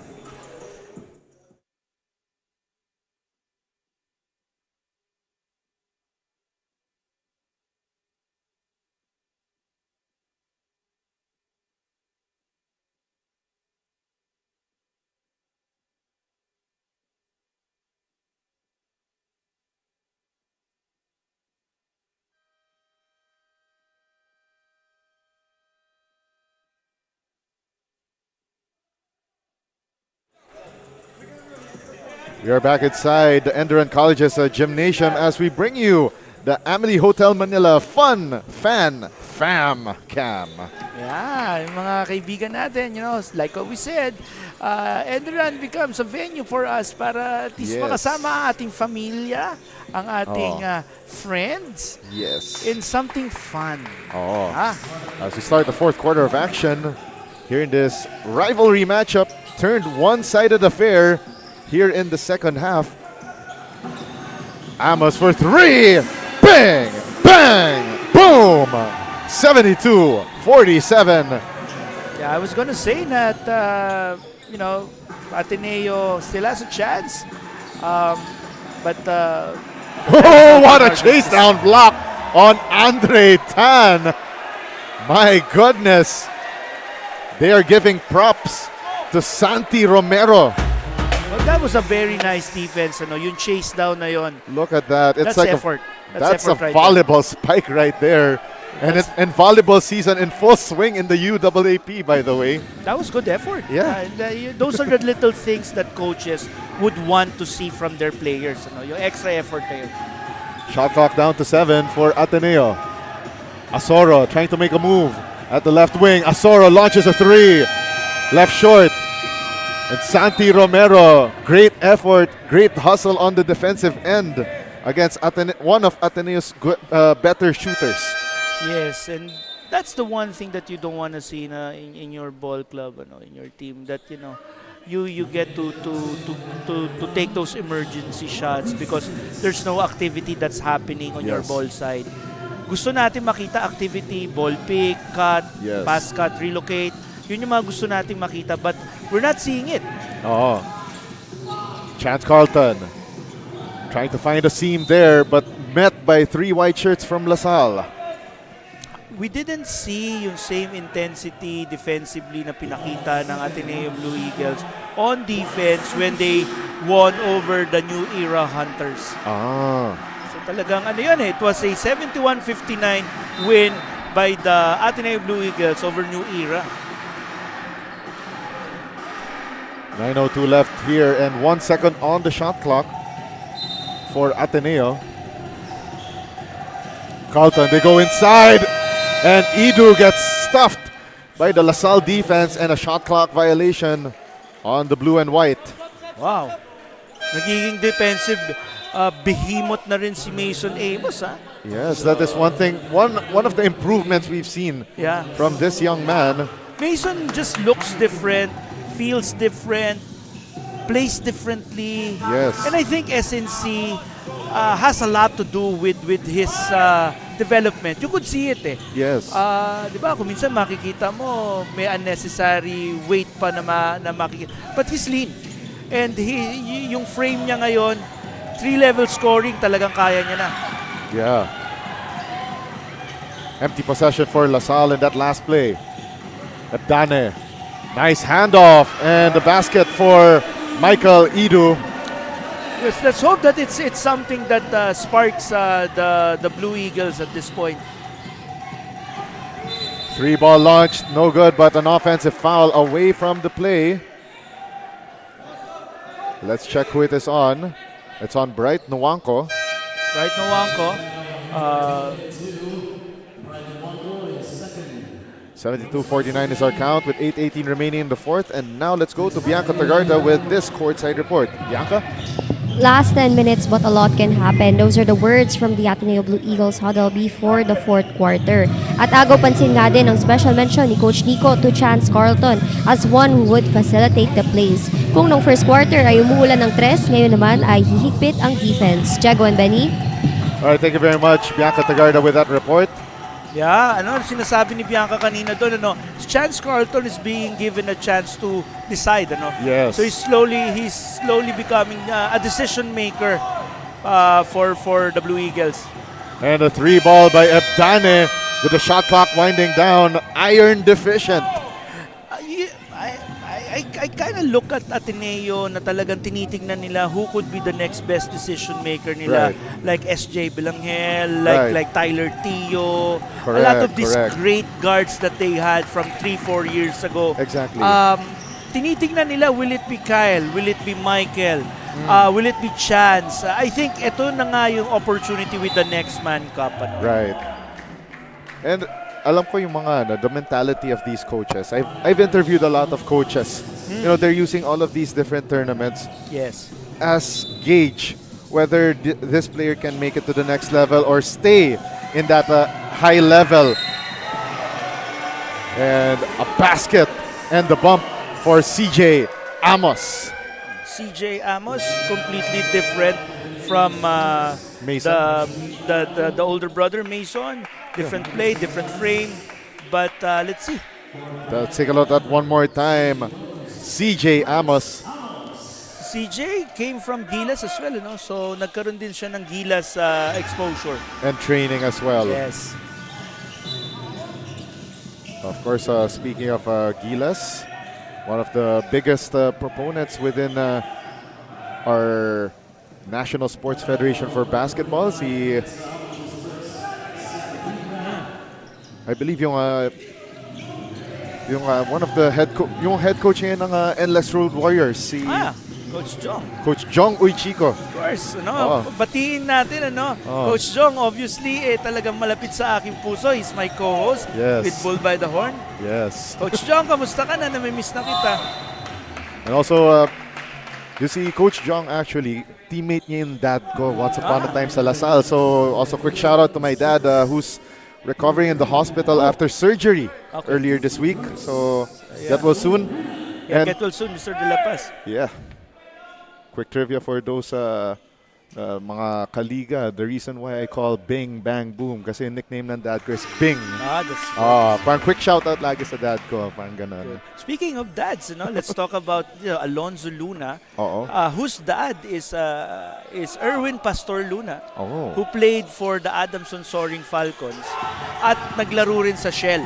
Former PBA player, So second generation player na to si Alonzo. He's a Yes. good friend, yung daddy niya. Nakita ko nga he's in the crowd right now watching Yeah. the games. There's a lot of second generation college players with the Ateneo Blue Eagles because the son of Paul Tanchi is also playing here. Yes, that's right. And also, as I mentioned earlier, Santi Sauler. Santi Soler, of course. The son of former Dlsu head coach Juno Sauler. Yes, of course. We know Jacob Cortez. Of course. We know a lot of these players as Oo. well.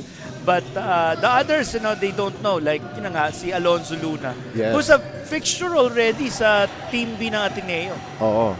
12 on the shot clock and a miss from Prado from the left short corner. And now here comes Boris Marasigan. Marasigan trying to weave through the Ateneo defense and another turnover for LaSalle. Wow. Pag tinignan mo mabuti, bulked up. Boris Marasigan, tank built na naman Oo. ito. But Luis Pablo is different. Built Yes. different as well. Ronaldo Zamora No, yeah. making his first appearance. Yeah. Another second generation player. Second jet because he's the son of San Juan Mayor Francis Zamora. Yes. Of my hometown San Juan. So this player, of course, of De La Salle is a second generation player. I Oo. remember his dad, he's one of those bigs for the champion team of Renren Ritualo. Yes, Yung oo. mga Renren Ritualo and those great si Dino Aldeguer. Yes. Those are the names na talagang lumutang nung time ni ni San Juan Mayor Francis Zamora. Yes. And great putback there from a miss, but doesn't fall through for Alonzo Luna. Zamora, the jumper, no. And Ateneo attacking. Ebdane, the kick out pass. 3-ball launched and connects for Marcos Nicolas. Marcos Nicolas, let's see if there's still some fight left in the Ateneo Blue Eagles. There's 5 minutes to go. You know, you coach until the last second.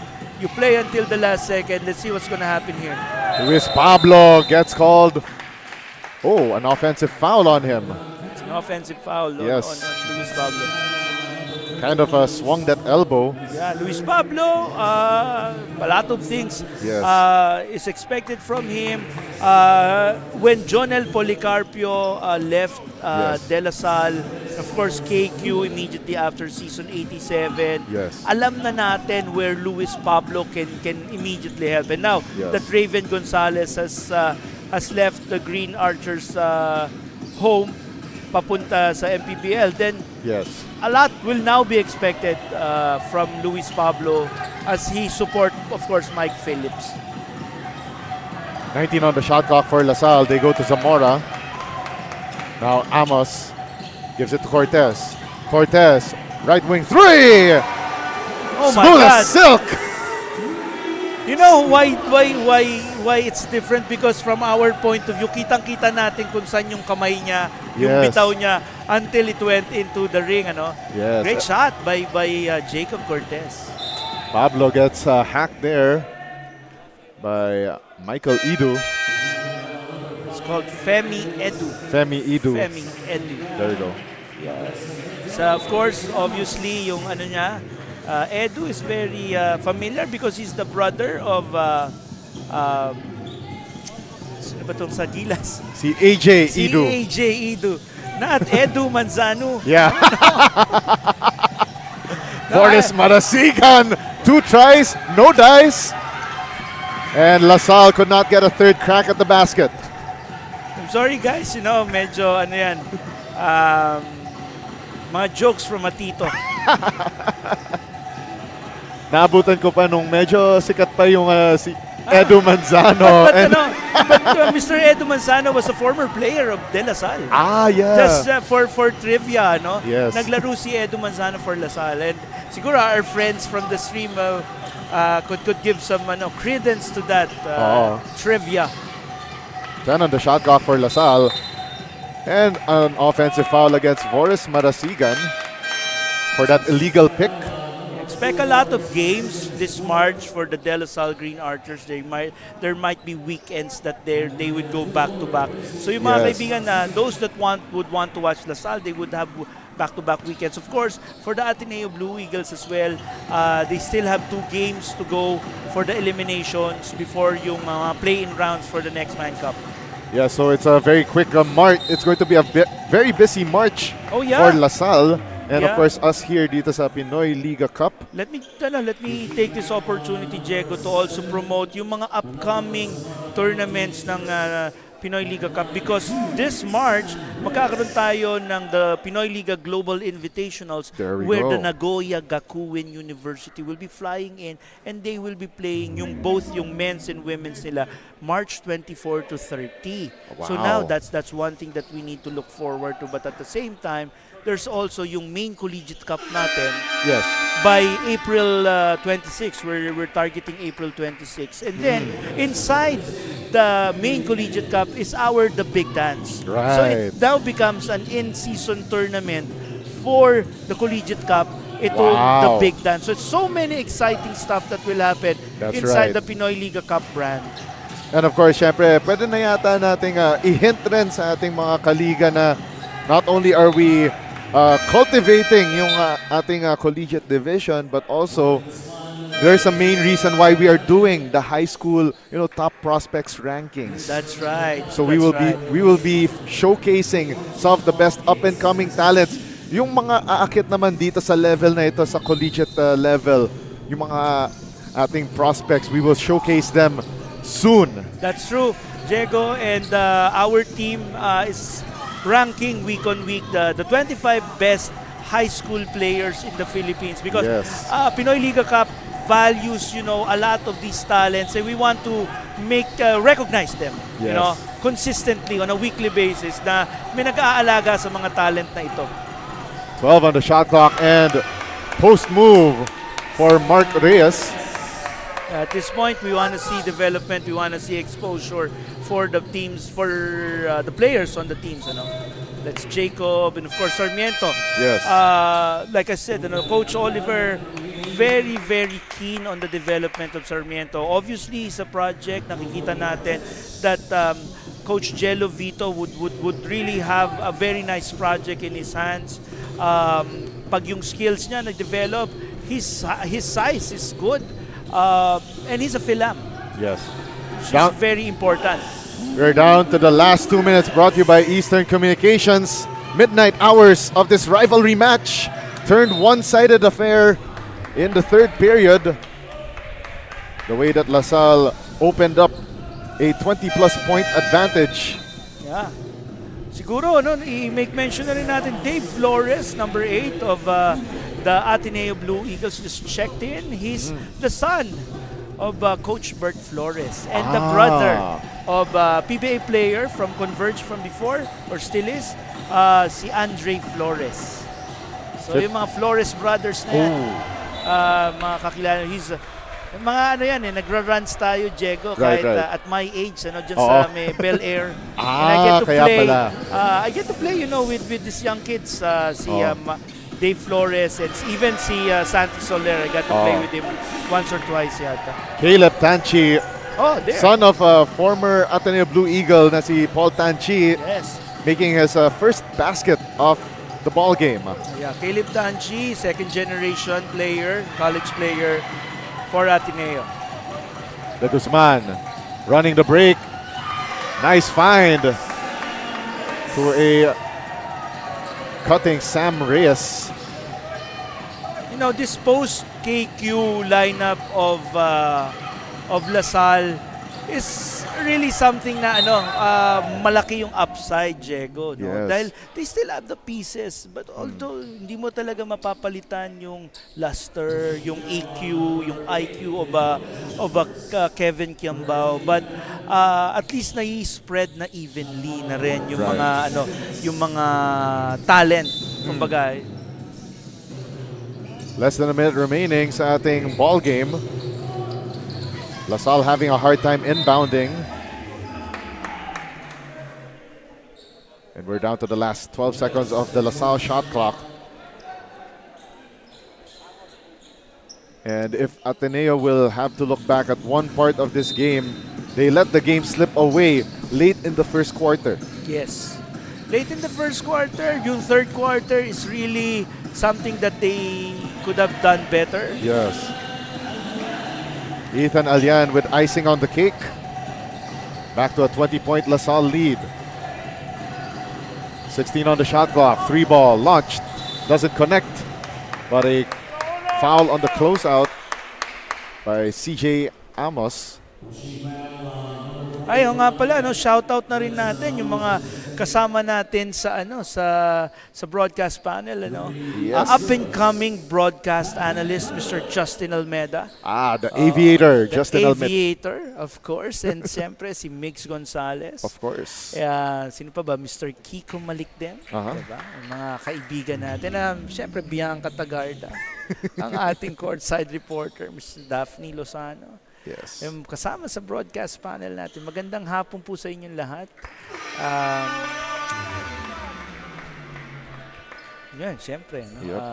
We're seeing ang Ateneo LaSalle, they wind it up at nakikita natin 82-64 ang score. 38.2 seconds remaining, and what a way to introduce yourself to the Next Man Cup. Yep. Dlsu University with this blowout victory against their arch rival from Katipunan in Ateneo de Manila in this impending victory. Yep. So there's a lot of things that Ateneo will now be talking about in Loyola in their next practice, but definitely there's a lot of learnings. Yes. they're now competing at the highest level because this is practically the A team of the De La Salle Green Archers. So there's a lot of learnings from that part. Ano. Malamang papanoorin itong live stream natin by the coaching staff. So makikita rin nila Yes. yung mga adjustments that they will need to make moving forward. Yes. So Ateneo, with this impending loss, will go down to 1-2 with 2 games remaining on their slate. Yep. So among those that they will be facing within the group, again, this group prime. So De La Salle and Ateneo are matched up with Mapua, New Era, St. Dominic College of Asia, our ISAA defending champion, and the San Sebastian College Recoletos Golden Stags. Yep. 10 seconds remaining, and Alian is dribbling out the basketball. And that will be it. De La Salle University takes this rivalry match against Ateneo de Manila 82-67. Masterclass of a win for the Team B squad of De La Salle against Ateneo's Glory B team. That's right, Diego.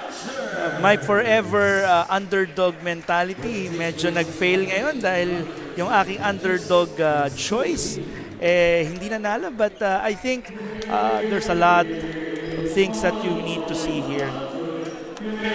And right now we will take a quick break to listen to the school hymns for both squads, starting first with the De La Salle University, then Ateneo.